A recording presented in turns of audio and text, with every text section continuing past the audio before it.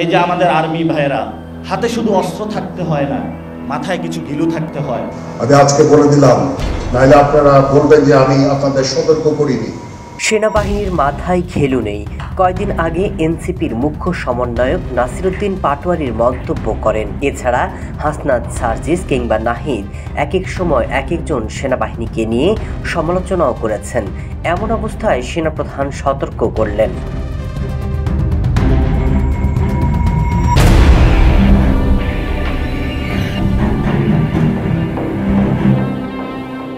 তবে সেনাবাহিনীর সম্পর্কে অবমাননাকর মন্তব্যের কথা উল্লেখ করে সেনাপ্রধান ওয়াকার বলেন, মন খারাপ করার কিছুই নেই। যারা এ ধরনের মন্তব্য করেছে তারা আমাদের সন্তানের মতো।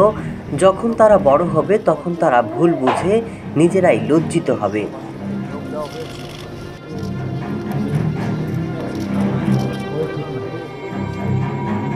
ঢাকা সেনানিবাসে অফিসার্স অ্যাড্রেস অনুষ্ঠানে সেনাপ্রধান এ কথা বলেন। অনুষ্ঠানে সেনাবাহিনীর ঊর্ধ্বতন কর্মকর্তারা সশরীরে উপস্থিত এবং ভার্চুয়ালি যুক্ত ছিলেন।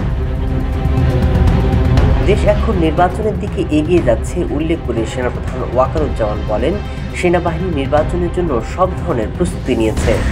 দেশে অবাধ, সুষ্ঠু এবং নিরপেক্ষ নির্বাচনে সরকারকে সহযোগিতা করবে বাংলাদেশ সেনাবাহিনী, এমন মন্তব্যও করেন সেনাপ্রধান।